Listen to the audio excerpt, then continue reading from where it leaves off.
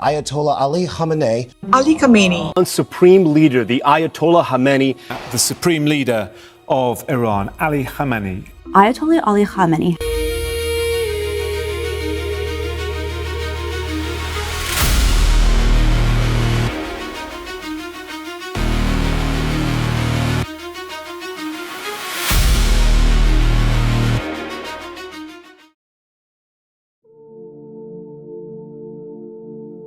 آیت اللہ خمینی ایک ایسا عظیم لیڈر، ایک ایسی عظیم شخصیت جن کا نام آج دنیا بھر کے تمام لوگوں کی زبان پر ہے، جن کی بہادری کے چرچے مشرق سے لے کر مغرب تک چل رہے ہیں، اسلامی ممالک کا ایک دلیر رہنما، ایک دلیر لیڈر جو آج بچے بچے کے دل میں بس رہا ہے۔ وہ عظیم شخصیت جو کسی تعارف کے محتاج نہیں، جن کو ہر خاص و عام جانتا ہے، لیکن آئیے آج ہم ان کی زندگی کے اس سفر کو شروع سے لے کر آخر تک جانتے ہیں، لیکن داستان وطن کو سبسکرائب کرنے کے بعد ویڈیو کے آخر تک بنے رہیں تاکہ آپ اس عظیم شخصیت کی زندگی کے بارے میں مکمل طور پر جان سکیں، اور ان سے محبت کرنے والے ویڈیو کو لائک ضرور کریں اور کمنٹ میں ان کے لیے ایک دل ضرور بھیجیں۔ تو آئیں شروع کرتے ہیں اس عظیم شخصیت کے بارے میں، شروع سے جانتے ہیں۔ ایران کے سب سے طاقتور عہدے پر فائز رہنے والا یہ عظیم رہنما، جس نے 1999 سے لے کر آج تک ایران کی سیاست، معیشت، خارجہ پالیسی اور مذہبی نظام پر گہرا اثر ڈالا ہے۔ ان کا نام آیت اللہ سید علی حسینی الخامنائی تھا۔ وہ نہ صرف ایک مذہبی عالم تھے بلکہ ایران کے سپریم لیڈر یعنی ملک کے سب سے بڑے فیصلہ ساز بھی تھے۔ علی خامنائی کی پیدائش 19 اپریل 1939 میں ایران کے مقدس شہر مشہد میں ہوئی۔ ان کا تعلق مذہبی مگر سادہ گھرانے سے تھا۔ ان کے والد سید جواد خامنائی ایک شیعہ عالم دین تھے۔ گھر میں دولت زیادہ نہیں تھی لیکن دین، علم اور سادگی کا ماحول تھا۔ بچپن میں انہوں نے عام تعلیم کے ساتھ ساتھ دینی تعلیم بھی حاصل کی۔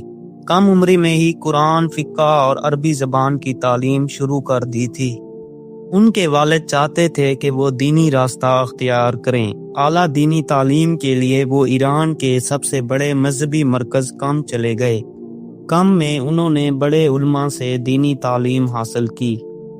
اس دوران ان کی ملاقات اور شاگردی ایران کے انقلابی رہنما روح اللہ خامنائی سے ہوئی۔ روح اللہ خامنائی اس وقت شاہ ایران کی حکومت کے سخت خلاف تھے۔ علی خامنائی ان کے نظریات سے بہت متاثر ہوئے۔ یہی وہ مرحلہ تھا جہاں ان کی سوچ مذہبی سے سیاسی سمت میں مڑنے لگی۔ انہوں نے کچھ عرصہ عراق کے شہر نجف میں بھی تعلیم حاصل کی۔ اس وقت ایران پر محمد رضا پہلوی کی حکومت تھی۔ محمد رضا پہلوی کی پالیسیاں مغربی طرز پر تھی۔ مذہبی طبقہ سمجھتا تھا کہ ملک میں اسلامی اقتدار کمزور ہو رہی ہے۔ علی خامنائی نے 1960 اور 1970 کی دہائی میں شاہ کے خلاف تقاریر شروع کی اور خفیہ طور پر انقلابی پیغام پھیلاتے رہے۔ اس وجہ سے انہیں کئی بار گرفتار کیا گیا، انہیں جیل میں رکھا گیا، نگرانی میں رکھا گیا اور کئی سال تک دباؤ کا سامنا کرنا پڑا، لیکن انہوں نے مخالفت ترک نہیں کی۔ 1979 میں ایران میں وہ تاریخی واقعہ پیش آیا جسے ایرانین ریولوشن کہا جاتا ہے۔ اس انقلاب کے نتیجے میں شاہ کی حکومت ختم ہو گئی اور اسلامی جمہوریہ قائم ہوئی۔ آیت اللہ خامنائی ملک کے سپریم لیڈر بنے۔ علی خامنائی انقلاب کے اہم عہدوں پر فائز ہوئے۔ وہ انقلاب کے قریبی ساتھیوں میں شمار ہونے لگے۔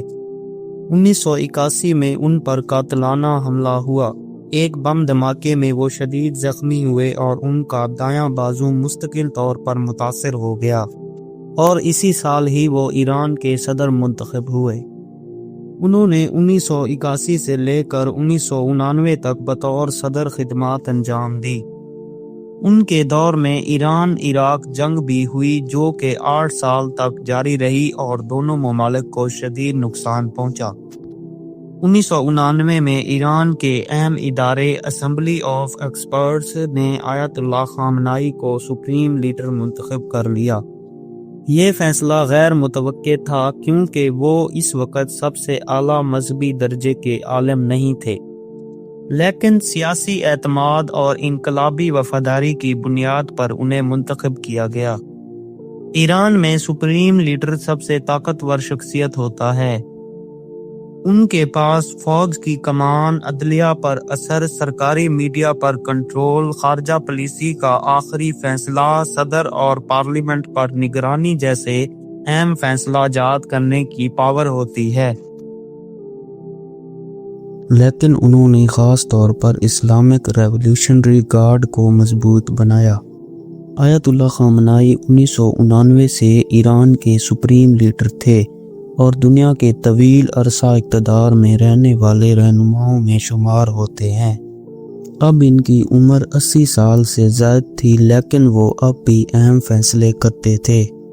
ہم ان کی زندگی کو 3 بڑے حصوں میں تقسیم کر سکتے ہیں، یعنی دینی طالب علم، انقلابی کارکن اور صدر، سپریم لیڈر اور طاقت کا مرکز۔ وہ ایک انتہائی با اثر شخصیت تھے۔ ان کے حامی انہیں انقلاب کا محافظ سمجھتے ہیں، جبکہ ناقدین انہیں سخت گیر حکمران سمجھتے ہیں۔ لیکن حقیقت یہ ہے کہ گزشتہ کئی دہائیوں سے ایران کی سیاست ان کے گرد گھومتی رہی ہے۔ آیت اللہ خامنائی شروع سے ہی شہادت کے طلبگار تھے اور آج وہ اپنا مقصد پا گئے اور دشمن کا اس قدر سامنا کیا کہ دنیا انہیں قیامت تک یاد رکھے گی۔ اور اگر آپ بھی ان سے محبت کرتے ہیں تو چینل کو سبسکرائب ضرور کریں تاکہ اس طرح کی ڈاکومنٹری ویڈیوز آپ تک ضرور پہنچ سکیں۔ ملتے ہیں نیکسٹ ویڈیو میں، تب تک کے لیے اللہ حافظ۔